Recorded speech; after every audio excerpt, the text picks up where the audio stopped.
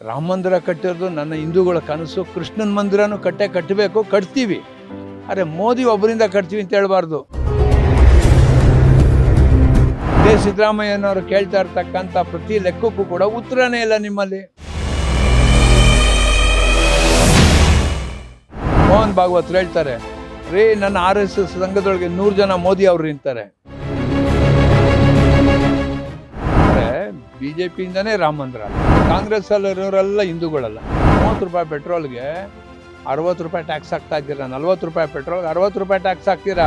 1800 ಕೋಟಿ ರೂಪಾಯಿದು ಪ್ಲೇನ್ ತೊಗೊಂಡು ನೀವು ಒಬ್ಬರೇ ಓಡಾಡ್ತೀರಾ. BJPನಲ್ಲಿ ಯಡಿಯೂರಪ್ಪ ಅವ್ರ ಮಗ ಕಳ್ಳ ಅಂತಾರೆ. ಒಂದು ವಾರ ಆಗೋಬಿಡ್ಲಿ, ಇದು ರಾಜಕೀಯ ಗಿಮಿಕ್. ಒಂದು ವಾರ ಆದ್ಮೇಲೆ ಮತ್ತೆ ರಾಮ ಮಂದಿರನೇ ತೊಳೆದು ಮತ್ತೆ ಶುದ್ಧಿ ಮಾಡಿ ಬೇರೆ ಧರ್ಮದವ್ರಿಗೆ ಬಿಡಲ್ಲ ಅಂತಾರೆ. ಆಮೇಲೆ ಹೊಸ ಬೋರ್ಡ್ ಬರುತ್ತೆ.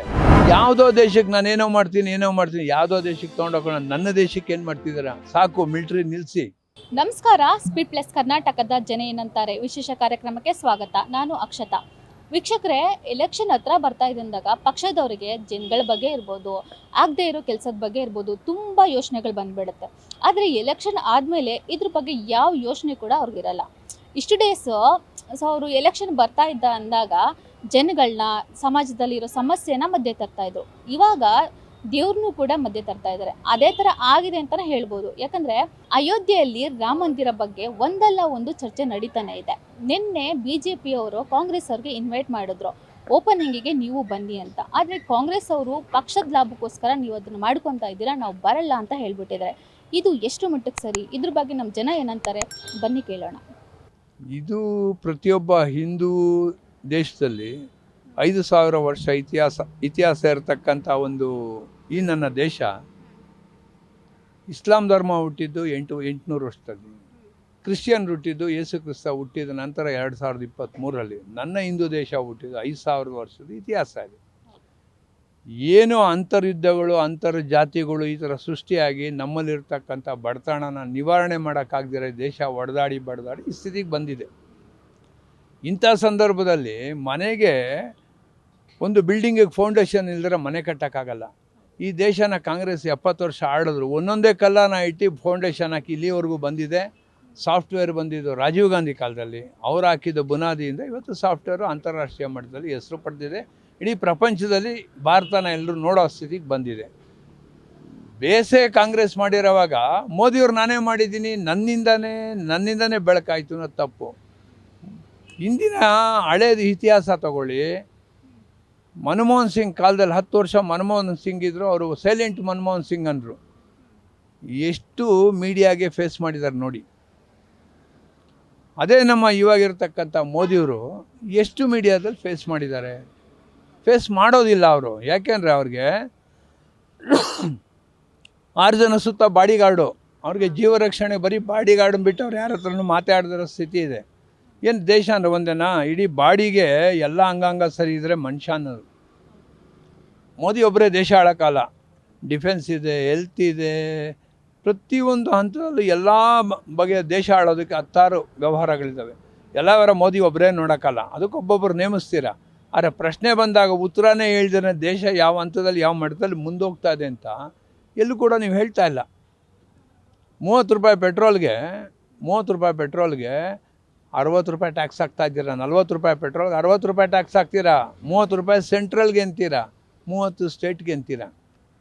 30 ರೂಪಾಯಿ ಏನು ಮಾಡಿದ್ರೆ ನಾನು ಡಿಫೆನ್ಸ್ ಮಾಡಿದೆ ಅಂತೀರಾ. 1800 ಕೋಟಿ ರೂಪಾಯಿದು ಪ್ಲೇನ್ ತೊಗೊಂಡು ನೀವು ಒಬ್ಬರೇ ಓಡಾಡ್ತೀರಾ. ಯಾರ ದುಡ್ಡಲ್ಲಿ ಓಡಾಡ್ತಿದ್ದೀರಾ? ಜನಗಳ ದುಡ್ಡು. ಕರ್ನಾಟಕದಲ್ಲಿ ಬಡಬಗರಿಗೆ ತಿನ್ನೋಕೆ ಅಕ್ಕಿ ಇಲ್ದವ್ರಿಗೆ ಇವತ್ತಿನ ಸರ್ಕಾರ 5 ಯೋಜನೆಗಳನ್ನ ಹಾಕ್ಕೊಂಡು ಕೊಡ್ತಾ ಇದೆ. BJPನ ಬರೀ ದೂಷಣೆ ಮಾಡಿಕೊಂಡೇ ಹೋಗ್ತಾ ಇದ್ದೀರಾ. ತಪ್ಪಲ್ವಾ? ಜನ ಬದುಕಬೇಕು. ಜನ ಇದ್ದರೆ ನಿಮ್ಗೆ ಓಟ್ ಹಾಕ್ತಾರೆ. ಜನನೇ ಇಲ್ಲದ್ರೆ ಯಾರು ಓಟ್ ಹಾಕ್ತಾರೆ? BJP ಸರ್ಕಾರ, ಕಾಂಗ್ರೆಸ್ ಸರ್ಕಾರ, ಎರಡೂ ಸರ್ಕಾರದೊಳಗಳು ವಿಭಿನ್ನವಾಗಿ ಅವರ ಸರ್ಕಾರನ ದೂಷಣೆ ಮಾಡೋರು ಅವರಲ್ಲೇ ಇದ್ದಾರೆ ಅಲ್ವರ. ಕಾಂಗ್ರೆಸ್ಸಲ್ಲಿ ನಮಗೆ 3 ಡೆಪ್ಯೂಟಿ CM ಕೊಡಿ ಅಂತಾರೆ. BJPನಲ್ಲಿ ಯಡಿಯೂರಪ್ಪ ಅವ್ರ ಮಗ ಕಳ್ಳ ಅಂತಾರೆ. ಪೇಪರಲ್ಲಿ ಬರ್ತಾ ಇದೆ 900 ರೂಪಾಯಿ ಯಾವುದೋ ಕಿಟ್ಗೆ 2800 ರೂಪಾಯಿ ಕೊಟ್ಟಿದ್ದೀನಿ ಅಂತಾರೆ. BJPಯವರಾಗ ಎಲ್ಲರೂ ತಟಸ್ಥವಾಗಿದ್ದಾರೆ. ಕಾಂಗ್ರೆಸ್ ಅಕ್ಕಿ ಕೊಡಲಿಲ್ಲ, ಅಕ್ಕಿ ಕೊಡಿ ಅಂತ ದುಡ್ಡು ಕೊಡ್ತೀವಿ, ಅಕ್ಕಿ ಕೊಡಿ ಅಂದರೆ ಸೆಂಟ್ರಲಲ್ಲಿ ಅಕ್ಕಿ ಕೊಡೋದಿಲ್ಲ. ಬಡಬಗ್ಗರು ಏನು ಮಾಡಬೇಕು? ಆಶ್ವಾಸನೆ ಕೊಟ್ಟಿದ್ದೀನಿ, ಇನ್ನು ಒಂದೇ ಕಾರಣಕ್ಕೆ ನೀವು ಅಕ್ಕಿ ಕೊಡ್ತಾರೆ. ಬಡಬಗ್ಗರು ಜೀವನ ಹೆಂಗೆ ಮಾಡಬೇಕು? ನಮಗೆ ನನ್ನ ರಾಜ್ಯದಲ್ಲಿ ಕರ್ನಾಟಕಕ್ಕಾದಂಥ 2 ವರ್ಷದ ಹಿಂದೆ ಆದಂಥ ಬರ ಪರಿಸ್ಥಿತಿ, ಇಂಥ ಒಂದು ಫ್ಲಡ್ಸ್ ಬಂದಾಗ ದೇಶಕ್ಕೆ ಕೊಡಬೇಕಾಗಿರ್ತಕ್ಕಂಥ ನಾವು ಕಟ್ಟಿರೋ ಟ್ಯಾಕ್ಸನ್ನ ನೀವು ಸೆಂಟ್ರಲ್ ಅವ್ರು ಕೊಡೋಲ್ಲ ಅಂದರೆ ನಾವು ಹೆಂಗೆ ಜೀವನ ಮಾಡಬೇಕು? ಈ ಒಂದು ಸ್ಥಿತಿನಲ್ಲಿ ರಾಮ ಮಂದಿರ ಕಟ್ಟಿರೋದು ನನ್ನ ಹಿಂದೂಗಳ ಕನಸು. ಕೃಷ್ಣನ ಮಂದಿರನೂ ಕಟ್ಟಬೇಕು, ಕಟ್ತೀವಿ. ಅರೆ ಮೋದಿ ಒಬ್ಬರಿಂದ ಕಟ್ತೀವಿ ಅಂತ ಹೇಳ್ಬಾರ್ದು. ಇನ್ನು ಅವ್ರು ಹೇಳ್ತಾರೆ 2 ವರ್ಷದಲ್ಲಿ ಕೃಷ್ಣ ಮಂದಿರ, ನಾವು ಸಾಯ್ದಾ ಇದ್ರೆ ಬದುಕಿದ್ರೆ ನೋಡೋಣ. 5 ವರ್ಷ ಆದರೂ ಕಟ್ಟೋದಿಲ್ಲ ಅವರು. ಯಾಕೆಂದರೆ ಸುಪ್ರೀಂ ಕೋರ್ಟಿಗೆ ಡೈರೆಕ್ಷನ್ ಕೊಡ್ತಾರೆ 5 ವರ್ಷದವರೆಗೂ ಡಿಸಿಷನ್ ಕೊಡಬೇಡಿ ಅಂತ. ನೆಕ್ಸ್ಟ್ ಎಲೆಕ್ಷನ್ಗೆ ಅದನ್ನೇ ಬೇಸು. ರಾಮಂದಾಯಿತು, ನೆಕ್ಸ್ಟ್ 5 ವರ್ಷಕ್ಕೆ ಕೃಷ್ಣಂದು ಇಟ್ಕೊಳ್ತಾರೆ. ಅದರ ಮಧ್ಯದಲ್ಲಿ ಏನೇನು ಅನಾಹುತಗಳು ಮಾಡ್ತಾರೋ. ಇದನ್ನು ರಾಮನ ಕನಸು ಕಂಡಿದ್ದು ಆದ್ವಾನಿಯವರು, ಮುರಳಿ ಮನೋಹರ್ ಜೋಶಿನವರು. ಎಲ್ಲನ ಒಂದು ಫ್ಲೆಕ್ಸ್ ಒಳಗೆ ಅವ್ರ ಹೆಸರು ಅವ್ರದ್ದೊಂದು ಫೋಟೋ ಬರ್ತದ. 100 ಫ್ಲೆಕ್ಸ್ ಹಾಕ್ತೀರ, 100 ಫೋಟೋದಲ್ಲೂ ಮೋದಿಯವ್ರದ್ದು ಒಂದೊಂದು ಫ್ಲೆಕ್ಸಲ್ಲೂ ಒಂದೊಂದು ಬಟ್ಟೆ ಹಾಕ್ತಾರೆ ಹೊರತು ಮೋದಿಯವ್ರಿಗೆ ಮಾತ್ರ ಇವರು ಆದ್ವಾನಿಯವ್ರಿಗೆ ಒಂದು ಟೋಪಿ, ಮುರಳಿ ಮನೋಹರ್ ಜೋಶಿಗೆ ಒಂದು ಟೋಪಿ, ಒಂದು ಮೇಲೆ ಟಾಪು ಕೇಸರಿ ಬಣ್ಣ, ಈ ಥರ ಕೂಡಿಸ್ಬಿಟ್ಟು ನೀವು ಮೂಲೆಯಲ್ಲಿ ಕೂಡಿಸಿ ಯಾವುದೋ ದೇಶಕ್ಕೆ ನಾನು ಏನೋ ಮಾಡ್ತೀನಿ ಯಾವುದೋ ದೇಶಕ್ಕೆ ತೊಗೊಂಡೋಗೋಣ. ನನ್ನ ದೇಶಕ್ಕೆ ಏನು ಮಾಡ್ತಿದ್ದೀರಾ? ಸಾಕು, ಮಿಲ್ಟ್ರಿ ನಿಲ್ಲಿಸಿ. ಸುಮ್ಮನೆ ಮಿಲ್ಟ್ರಿದು ಕೆತ್ಕೋದು, ದುಡ್ಡಲ್ಲಿ ಹಾಕ್ತೀವಿ ಅಂತ ಅದರ ಲೆಕ್ಕ ಯಾರು ಕೊಡೋದು, ಯಾರು ಕೇಳೋದು, ಏನು ಮಾಡಲ್ಲ. ಇದೇ ಸಿದ್ದರಾಮಯ್ಯನವರು ಕೇಳ್ತಾ ಇರ್ತಕ್ಕಂಥ ಪ್ರತಿ ಲೆಕ್ಕಕ್ಕೂ ಕೂಡ ಉತ್ತರನೇ ಇಲ್ಲ ನಿಮ್ಮಲ್ಲಿ ಅಲ್ವರ. ಇದು ನಾವು ಕಂಡಂಥ ಭಾರತದಲ್ಲಿ ನಾವು ಎಲ್ಲ ಹಂತವಾಗಿ ನಾವು ಬೆಳೆದವರು.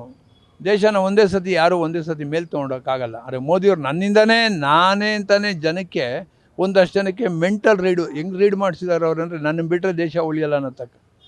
ಕಾಂಗ್ರೆಸ್ ಅವರು ಅದೇ ಮಾಡಿದರು. ಇಂದಿರಾ ಗಾಂಧಿಯವರು ಯಾರು ದೇಶ ಆಳಲ್ಲ ಅಂದರು. ಬರಲಿಲ್ವ ರಾಜೀವ್ ಗಾಂಧಿ ಅಂದರು ಅಲ್ವಾ? ಮೋದಿಯವರು ಇನ್ನೊಬ್ಬರು ಬಂದೇ ಬರ್ತಾರೆ. BJP RSS ಸಂಚಾಲಕರು ಇದ್ದಾರಲ್ಲ, ಯಾರು ಹೇಳಿ ಅವರು, ಮೋಹನ್ ಭಾಗವತ್ ಹೇಳ್ತಾರೆ, ರೀ ನನ್ನ RSS ಸಂಘದೊಳಗೆ 100 ಜನ ಮೋದಿ ಅವರು ನಿಂತಾರೆ, 100 ಜನ ಮೋದಿನ ತಯಾರು ಮಾಡಿ ಇಟ್ಟಿದ್ದೀನಿ ನಿಂತಾರೆ, ಗೊತ್ತಾಯ್ತಾರೆ. ಆದರೆ ಇಡೀ RSS ಅವ್ರು ಬೇರೆ ಹೊರಗಡೆ ರಾಜಕೀಯ ಮಾಡ್ತಾರೆ. ಅವ್ರು ಹೇಳ್ತಾರೆ ಮೋದಿನ ಬಿಟ್ಟರೆ ಇನ್ಯಾರೂ ಇಲ್ಲ ಇಲ್ಲಿ ಅಂತಾರೆ. ತಪ್ಪಲ್ಲ. ಮತ್ತೆ ಅಂದ್ರೆ ಬಿಜೆಪಿ ಇವಾಗ ಲಾಭಕ್ಕೋಸ್ಕರನೇ ಮಾಡ್ಕೋತಾ ಇದೆ ಅಂತಂದಾಗ ನಾವು ಅದನ್ನ ಯಾವ ತರ ಇದು ಮಾಡಬೇಕು? ಅಲ್ಲ, ಇದು ಪ್ರೊಟೆಸ್ಟ್ ಇದೆ. 2 ವಿಧ ಇದೆ. ಒಂದು ಹಿಂದೂ ಧರ್ಮ ಅಂತ ಬಂದಾಗ ಹಿಂದೂಗಳು ವಿರೋಧ ಮಾಡಲ್ಲ. ಬರ್ರಿ ನನ್ನ ದೇವಸ್ಥಾನ ಕಟ್ಟಲಿ. ಯಾಕೆಂದರೆ ದೇಶ ವಿಭಜನೆ ಆದಾಗ ಮುಸ್ಲಿಂ ಏನು ಪಾಕಿಸ್ತಾನ ಇದೆಯೋ, ಪಾಕಿಸ್ತಾನದಲ್ಲಿರ್ತಕ್ಕಂಥ ಎಲ್ಲ ದೇವಾಲಯಗಳನ್ನ ಇವರು ಒಡೆದಾಗಲೂ ಕೂಡ ಯಾರು ಪ್ರೊಟೆಸ್ಟ್ ಮಾಡಲಿಲ್ಲ. ಯಾಕೆ ದೇವಾಲಯ ಹೊಡಿತು? ಹಿಂದೂಗಳು ಯಾರು ಪ್ರೊಟೆಸ್ಟ್ ಮಾಡಲಿಲ್ಲ.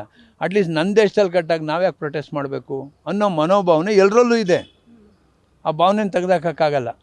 ಅವರಷ್ಟೇ ಆ ಭಾವನೆ ಇದೆ. ಮೋದಿ ಕಟ್ಟಿದ್ರು ರಾಮ ಮಂದಿರ, ಮೋದಿ ಬಿಟ್ಟರೆ ಇನ್ಯಾರೆಲ್ಲ ಮೋದಿಗೆ ಓಟ್ ಹಾಕಬೇಕು. ಅದು ಓಟ್ಗೋಸ್ಕರ ರಾಮ ಮಂದಿರ ಕಟ್ತಾ ಇಲ್ಲ ಅದು ಅಲ್ವರ. ಕೋರ್ಟು ನೋಡ್ರಿ, ನೆಕ್ಸ್ಟ್ ಇಯರ್ ಎಲೆಕ್ಷನ್ ಇದೆ, ಓಟ್ಗೋಸ್ಕರ ನಾನು ಅಪ್ರೂವಲ್ ಮಾಡ್ತೀನಿ ಅಂತ ಮಾಡಿಲ್ಲ. ಅದು ನಡ್ಕೊಂಬಂದು ಅಪ್ರೂವಲ್ ಆಗಿದೆ. ಅವ್ರು ಈ ಸ್ಟೇಜಲ್ಲಿ ಅಪ್ರೂವಲ್ ಮಾಡಿಸ್ಕೊಂಡಿದ್ದಾರೆ. ಅರೆ BJPಯಿಂದನೇ ರಾಮ ಮಂದಿರ ಅಲ್ಲ ಅಲ್ವರ. ನಾವೊಂದು ಕಲ್ಲು ಕಂಡ್ರು ಕೂಡ, ಕಲ್ಲು ಒಂದು ನಾಮ ಇಟ್ಟರು ಕೂಡ ದೇವರು ಅಂತ ಕೈ ಮುಕ್ಕೊಂಡು ಹೋಗೋ ಜನ ನಾವು.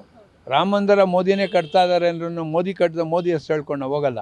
ಜೀವನದಲ್ಲಿ ಒಮ್ಮೆ ಆದರೂ ಕಾಶಿಗೆ ಹೋಗೋನು ರಾಮ ಮಂದಿರನೂ ನೋಡ್ತಾನೆ. ಅದೊಂದು ಅವಕಾಶ ಸಿಕ್ಕಿದೆ, ಸಂತೋಷ. ಬಟ್ ಇದಕ್ಕೆಲ್ಲ ರಾಜಕೀಯನ ಬೆರೆಸಬಾರ್ದು ಅಷ್ಟೆ. ಬಟ್ ರಾಜಕೀಯ ಬೆರೆಸಬಾರ್ದು ಅಂತ ಇದೆ ಸರ್. ಬಟ್ ಅವರು ಅಂದ್ರೆ ಇವಾಗ ಕಾಂಗ್ರೆಸ್ ಪಕ್ಷದವರು ಅಂದ್ರೆ ಓಪನ್ ಆಗಿ ಹೇಳ್ಬಿಟ್ಟಿದ್ದಾರೆ ನಾವು ಬರಲ್ಲ ಅಲ್ಲಿಗೆ ಅಂತ. ಸೊ ಅಟ್ಲೀಸ್ಟ್ ದೇವ್ರ ಮೇಲಿರೋ ದೇವ್ರ ಭಕ್ತಿ ಅಂತಲ್ಲ. ಇಲ್ಲೇನಾಗಿದೆ, ಕಾಂಗ್ರೆಸ್ಸಲ್ಲಿ ಇರೋರೆಲ್ಲ ಹಿಂದೂಗಳಲ್ಲ ಅಲ್ವೇ. ಕಾಂಗ್ರೆಸ್ಸಲ್ಲಿ ಇರೋರೆಲ್ಲ ಹಿಂದೂಗಳಲ್ಲ. ಕ್ರಿಶ್ಚಿಯನ್ರು ಇದ್ದಾರೆ, ಮುಸ್ಲಿಮ್ರು ಇದ್ದಾರೆ, ಹಿಂದೂಗಳಿದ್ದಾರೆ, ಬೌದ್ಧ, ಜೈನ, ಎಲ್ಲ ಧರ್ಮದವರು ಇದ್ದಾರೆ ಅಲ್ವರ. ನೀವು ಕೆಲವು ಹಿಂದೂ ದೇವಾಲಯಗಳಲ್ಲಿ ಹಿಂದೂಗಳನ್ನ ಬಿಟ್ಟರೆ ಮುಸ್ಲಿಮ್ರನ್ನ ಒಳಗೆ ಬಿಡಲ್ಲ, ಕ್ರಿಶ್ಚಿಯನ್ ಒಳಗೆ ಬಿಡಲ್ಲ. ಕೇರಳಕ್ಕೆ ಹೋಗಿ ಬೇರೆಯವ್ರನ್ನ ಬಿಡೋದಿಲ್ಲ ಅಂತ. ಇಂದಿರಾ ಗಾಂಧಿ ಬಂದಲ್ಲೇ ದೇವಸ್ಥಾನ ತೊಳೆದ್ರು. ನ್ಯಾಷನಲ್ ಕಾಲೇಜಲ್ಲಿ ಯಾರೋ ನಮ್ಮ ಕಾಂಗ್ರೆಸ್ ಲೀಡ್ರು ಬಂದು ಭೂಮಿನ ತೊಳಿತೀರಾ ನೀವು, ಮತ್ತೆ ಯಾಕೆ ಕರಿತೀರಾ ಅಲ್ರ. ರಾಹುಲ್ ಗಾಂಧಿ ಬಂದರೆ ಪ್ರೋಕ್ಷಣೆ ಮಾಡ್ತೀರಾ, ಭೂಮಿನೆಲ್ಲ ಕ್ಲೀನ್ ಮಾಡಿಬಿಟ್ಟು ಪ್ರೋಕ್ಷಣೆ ಮಾಡಿ 500 ಕರೆದು ಪ್ರೋಕ್ಷಣೆ ಮಾಡಿದವ್ರು ನೀವ್ಯಾಕೆ ರಾಮ ಮಂದಿರ ಕಟ್ತಾ ಇದ್ದೀವಿ, ನೀವು ಬನ್ನಿ ಯಾಕೆ ಕರಿಬೇಕು?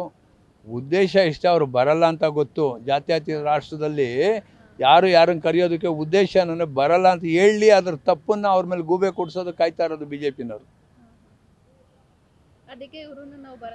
ಸತ್ಯ. ಇವಾಗ ಅವ್ರ ಜೊತೆ ಒಬ್ಬ ಮುಸ್ಲಿಮ್ರನ್ನ ಕರ್ಕೊಂಡು ಒಳಗೋಗ್ಬಿಟ್ರೆ ಬಿಟ್ಬಿಡ್ತಾರಾ ಹೇಳಿ? ನೀವು ಹೇಳಿ. ಬಟ್ ಎಷ್ಟೊಂದು ಜನ ಸೇರ್ತಾ ಇದ್ದಾರಲ್ವಾ ಸರ್ ಓಪನಿಂಗ್ ಬಂದಾಗ, ಅವರು ಯಾವ ಜಾತಿ ಏನು ಅಂತ ನೋಡ್ಕೊಂಡಿರಲ್ಲ ಅಲ್ವಾ? ಅದು ರಾಜಕೀಯದ ಉದ್ದೇಶ ಅಷ್ಟೇ. ಅದಾಗ 1 ವಾರ ಆಗಲಿ ಬೇರೆ ಜಾತಿಯವ್ರಿಗೆ ಬಿಡೋದೇ ಅಲ್ವಲ್ಲ ಒಂದು ವಾರ ಆಗೋಬಿಡಲಿ, ಇದು ರಾಜಕೀಯ ಗಿಮಿಕ್. ಒಂದು ವಾರ ಆದಮೇಲೆ ಮತ್ತೆ ರಾಮ ಮಂದಿರನ್ನೇ ತೊಳೆದು ಮತ್ತೆ ಶುದ್ಧಿ ಮಾಡಿ ಬೇರೆ ಧರ್ಮದವ್ರಿಗೆ ಬಿಡಲ್ಲ ಅಂತಾರೆ. ಆಮೇಲೆ ಹೊಸ ಬೋರ್ಡ್ ಬರುತ್ತೆ. ಹೌದಲ್ವರ? ಮತ್ತೆ ನೋಡಿದ್ರಲ್ಲ ವೀಕ್ಷಕರೇ, ಇದಾಗಿತ್ತು ಇವತ್ತಿನ ವಿಶೇಷ ಸಂಚಿಕೆ. ನೋಡ್ತಾ ಇರಿ ಸ್ಪೀಡ್ ಪ್ಲಸ್ ಕರ್ನಾಟಕ. ನಮಸ್ಕಾರ. Speed plus Karnataka.